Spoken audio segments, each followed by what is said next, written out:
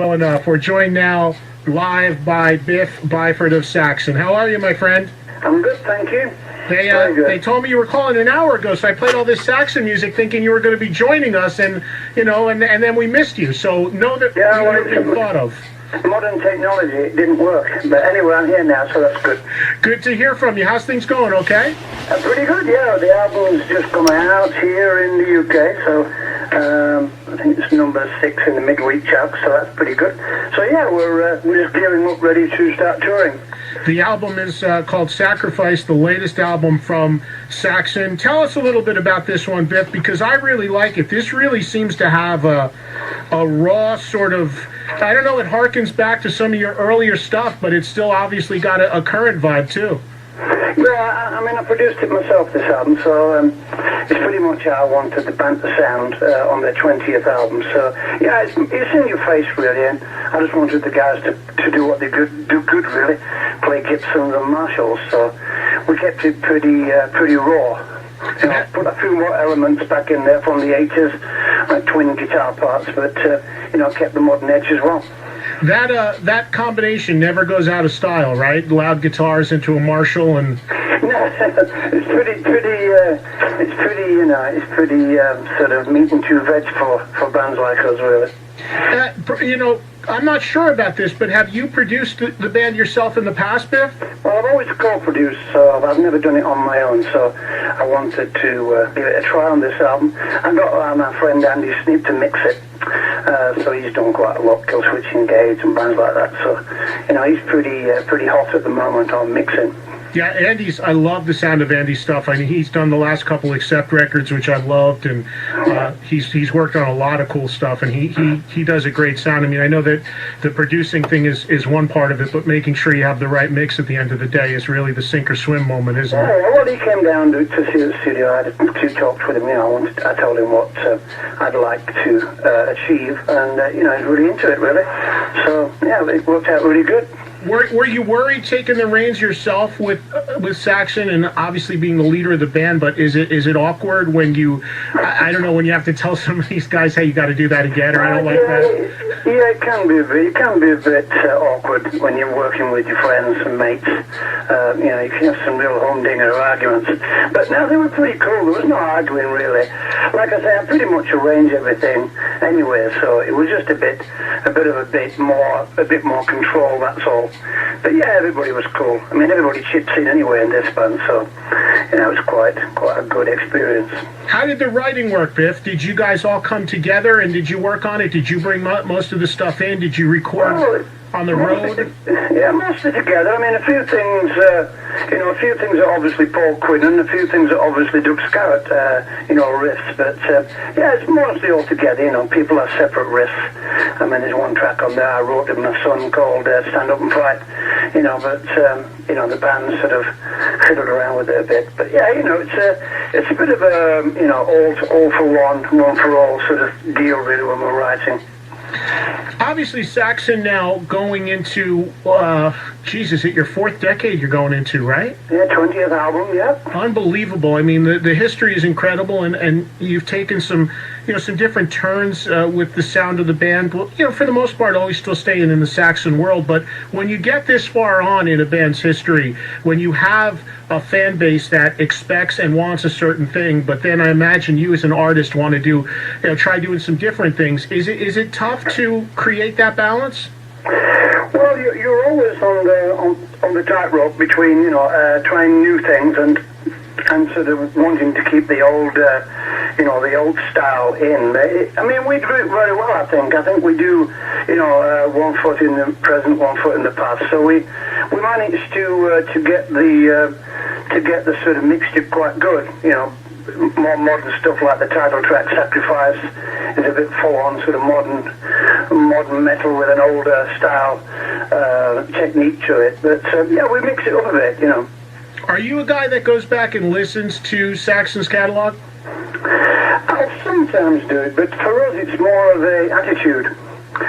The 80s was more of an attitude, it was a bit like sort of punk metal back then for us, very fast, very sort of, aggressive songs. I mean, it's the sort of songs that Metallica liked, I think, and a lot of sort of early US bands. I think they liked that about Maiden and Saxon and Motorhead in the early days, and I just went back to that a little bit, and just tried to figure out what it is that people liked about that style that we don't play anymore. And we sort of, decided to rewrite a few tracks. It's Eddie Trunk talking live with Biff from Saxon. And Biff, that's a great point, because the bands you mentioned, and Saxon included, from that scene that emerged, I think in a way really had a big impact on what became thrash metal. Even though you guys were not thrash, stuff like Motorcycle Man, I mean, I know you did that with Metallica recently on stage. I mean, I think that stuff was kind of almost a bridge between the more classic hard rock of the 70s and obviously what would come with Metallica, Anthrax, Megadeth, and things like that. I think we did kick-started that style, and not just us, but obviously we were, I think, one of the forerunners of it with Maiden. But that sort of Stones of the Highway, Motorcycle Man, Backs to the Wall, Heavy Metal Thunder.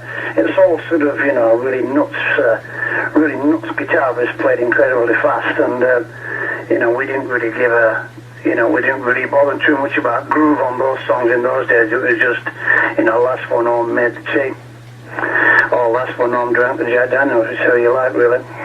It's got to be a little bit difficult now, 20 albums in, to come up with the set list, right? It's difficult to come up with a set list. I mean, this tour is going to be difficult because we're doing the metal cruise, aren't we, this month? Yes, I'll be seeing you. Your publicist told me feel free to throw you overboard if you didn't call in, but now I don't have to. Yeah, that's good. Well, throw one of the other guys overboard. And so we're doing that. Then we're off down to South America, and then back into Europe. But we're doing different things. We're doing theatres, and we're doing headline festival shows with the big production, with the big eagle and everything. So it's going to be a busy time for us. We're going to have to rehearse at least 2-3 different shows, so it's going to be a bit crazy. I wonder, Biff, you mentioned earlier the bands that Saxon kind of came up with in the scene, like Iron Maiden and Motorhead and what have you. You were all part of that scene that was known as the new wave of British heavy metal, and although Saxon certainly made a dent and certainly has a following here in America and a bigger following outside of America, obviously you didn't scale the heights that an Iron Maiden did. When, as a fan of yours from that period originally, I always thought that you were right there and poised to do that. Do you ever think about, or do you have any explanation for why it didn't cross over, at least in America, to the level it did with some of the other bands from that scene? I don't know, really. I don't know. Maybe the team wasn't right for America. I mean, that's always a big thing, having a great team behind you. Maiden's team was excellent, and still are.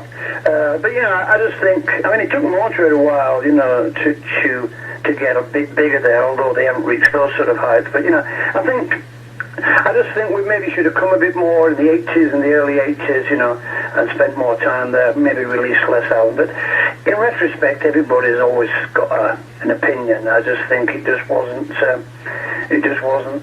our sort of thing, really. It just didn't happen for us in the way that it did for Maiden and things. And good luck to them, really. Going back to the tour for Sacrifice, you mentioned coming to America more, and I know you will be on the Monsters of Rock cruise. I saw on your website you're doing a cruise in the UK too. I guess we're not doing the cruise. We're doing a show when the ship gets to land. We're doing one show in UK, and then we're doing one show when it lands again when it docks again in Hamburg. So we're not actually on the cruise, but okay. We're playing in bigger venues basically. But we're all part of the same thing, really. Have you played on a cruise ship before? Yeah, we did the 700 tons of metal thing. Okay.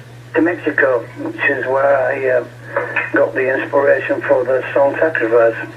Yeah, somebody on my Twitter account asked me to ask you about that, and I'll play that song when we wrap up. But what the inspiration was for Sacrifice? Well, we did the cruise, and we went off.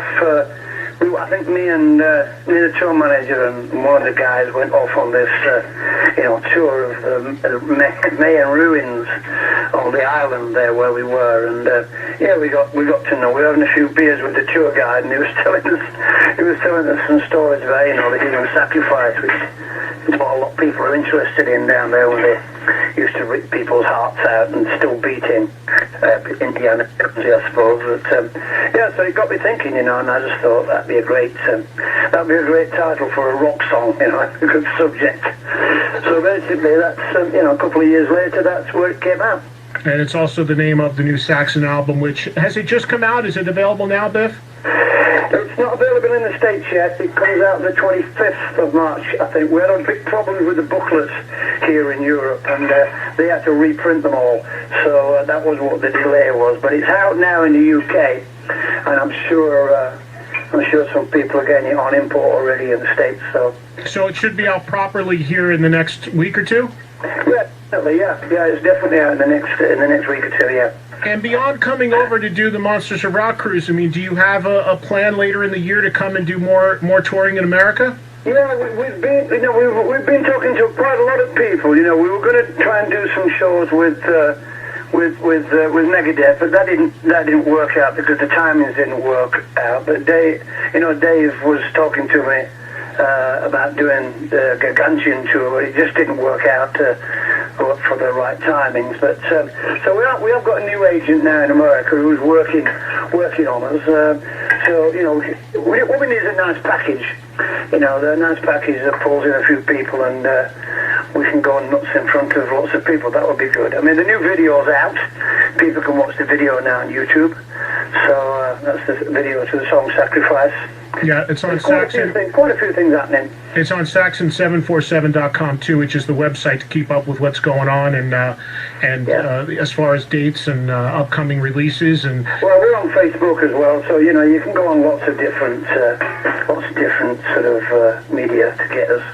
Hey, Biff, I wanted to ask you, too, speaking of the new album, there is also the disc I have, which is in advance, has a bonus disc where you did some re-recorded and orchestrated and acoustic versions of songs. Tell me a little bit about that. Yeah, you've got that, have you? Very lucky. I haven't got one of those yet.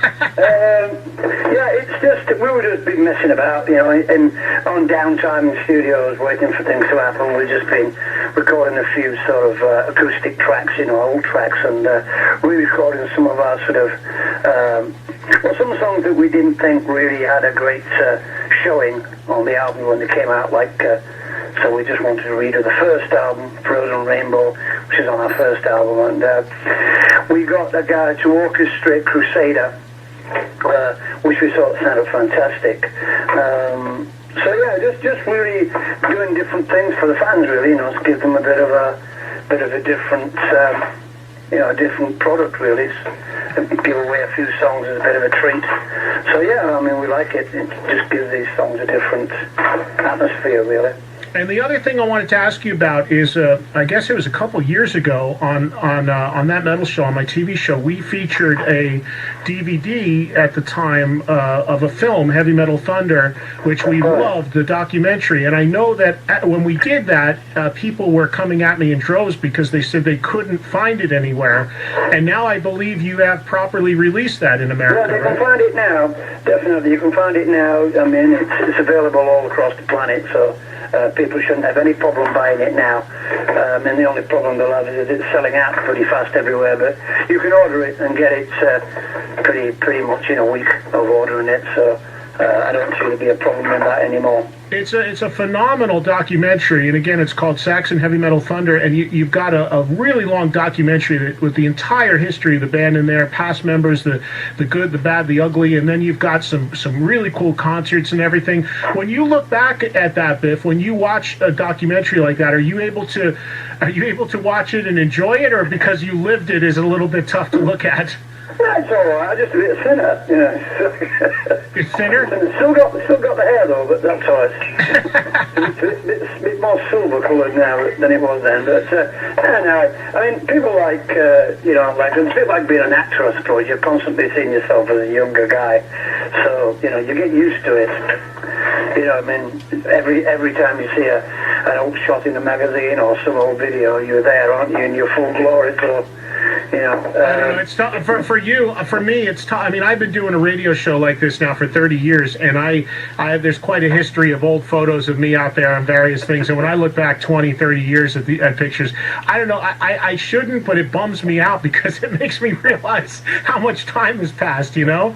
Well, you know, it's just one of them things. You get used to it, really. Seems like just yesterday I was coming home at 4 a.m. from seeing Saxon at Lemoore. You know. Yeah, well, and now Lemoore's isn't even there. Definitely, yeah. I mean, it's just one of those things that when time lapses by, you know, you just have to handle it. I suppose you just have to handle getting old and hope that you're, you know, you don't get old. You know, you don't want to get your. You need to be living quite young in your head, don't you? But trying to hold everything back. So yeah, it's pretty cool, really. I mean, you know, I try to keep fit. Well, I truly think, Biff, and I mean, it's a cliche that when they say that rock and roll and metal and what have you keeps you young, but I truly think it does because I don't feel. I mean, I only acknowledge that when I see old pictures or something, but I don't feel old. I still feel like a kid, and I think a lot of doing what we do, whether it's from my end of it or your end of it, but being around this music that we still have such a passion for, I think really fuels that. Oh, definitely. I mean, you know, you only have to look at, you know, rock concerts, you know, our concerts in Europe, I mean, and in America, you know, down in Texas, where we can play to a lot of people. You know, the audience is very mixed. It's sort of, you know, fans from the 80s, young fans who have got into it in the last sort of, you know, 4 or 5 years. So it's, you know, I think a lot of the older fans down there do feel as though they, you know, there's no difference between then and now, if you know what I mean. And you can go and see bands and rock out and have a great time, still feel like it is, you know, 1980, 1990 or whatever. And that's, you know, that's why we try to stay fit, because our show, you know, needs to be energetic and, you know, powerful and going for it. So you still have fun touring, you still have fun playing live, you don't see any signs of slowing down? No, we never slow down, and we're sort of in it for the long haul. Well, you've been at it for a long time already, so I hope it continues longer. It's like these gigs we're doing just now. I mean, we're doing you know, Florida. I mean, I think we've got 9 flights in sort of, you know, maybe, I don't know, 10, 12 days. It's hard work, but you know, it's good when you get off the plane and get to the gig. You know, it's what we like to do. And you mentioned Texas, and I know that Saxon, the fan base in America, is pretty large in Texas. What is the connection with Saxon in Texas that you have such an audience there? I don't know. It's probably down to a few stations that still play our music a lot, and the fact that I think in the 80s we played much bigger shows there, and I just think people's memory is very strong, you know, down there. And I think, you know, some countries, some states, some cities, rock bands do have an affinity with certain places. You know, I meet bands all the time that say, you know, have you played in, you know, Milwaukee? It's a fantastic town. And, you know, it's just bands remember certain cities and certain places, and audiences remember certain bands. That's just how it goes, you know. And I also saw on your website that I think maybe it's the cruise in the UK, you're going to play Denim and Leather start to finish? Yeah, we are actually. We've done it once. We did it at Sweden Rock a couple of years ago. But yeah, we don't do it very much, the one album thing. But it won't be just one album, because obviously the album's only 22 minutes long.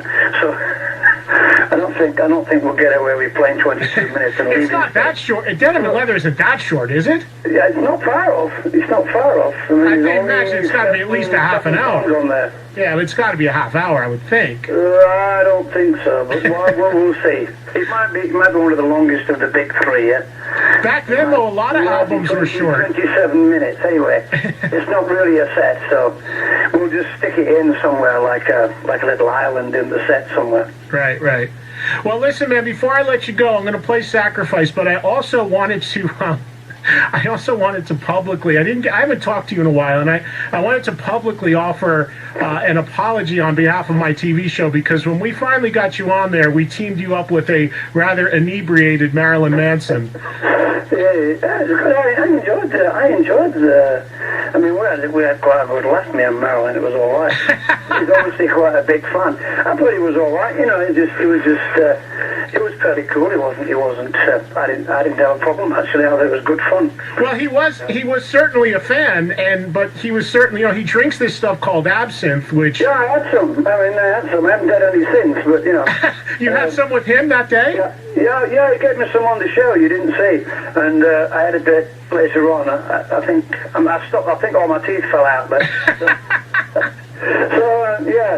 He's a character, definitely. He is, and I had a little drink with him too before you came out, and I'm still alive too, barely, but I just there are some people in the audience and some people that watch and said, "Oh man, Biff must have been so pissed because Manson was kind of out there." I've met him a couple of times before, so but yeah, it was all right. It was good. I just like doing TV shows, really, and I just sit there and play Saxon songs. I'm happy. Well, I know you. Like I said, I know you traveled far distances to do that, and we appreciate it. We'd love to get you back in there sometime. Yeah, I'd love to come back, definitely. Yeah. Maybe we'll bring some absinthe, and just the four of us will drink it. No, well, I think we'll stick to the wine, shall we, for now? All right. Well, listen, Biff, I appreciate the time. I know it's getting late there in the UK, so thank you. I'm glad we were able to get you on, and I'll see you on the cruise in less than 2 weeks. So it should be a fun time. Yeah, no, we're gonna have together. Sounds good. And I'm gonna play. Send you out drinking with our bass player. Why not you? You only your bass player? Well, he's a professional. So you just said you weren't getting old on me, Biff. Well, he is a professional drinker. I'm not a big drinker. I'll sort of drink a few wines, dance on the table, and that'll be me finished for the night. So, but he is, whenever we do festivals and, bands like Machine Head come along and bands like that, the first thing they say to us is, "We're Nibs." So, he's a very famous party man. Yeah, well, last year, UFO, another one of my favorite bands, played on this cruise, and we actually lost Phil Mogg for a few hours. We were worried about him going overboard. Oh, dear. Yeah. But he made it in time for his gig, and he was a complete professional, as always. Oh, cool. Yeah, I like UFO. I'm a big UFO fan. Yeah, me too. So, anyway, listen, I look forward to seeing you, and I appreciate the time and safe travels, and we'll see you on the cruise. I'm going to play the title track from the new album, Sacrifice, right now. Yeah, that'd be great. Been good talking to everybody there. Yeah, keep the faith. Thank you, Biff. Take care, okay? Okay, bye. Bye-bye.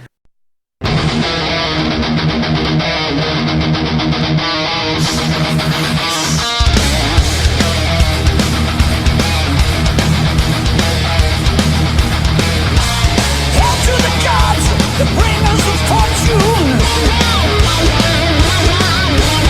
Worship the sun, the giver of life. Follow the steps that lead you to heaven.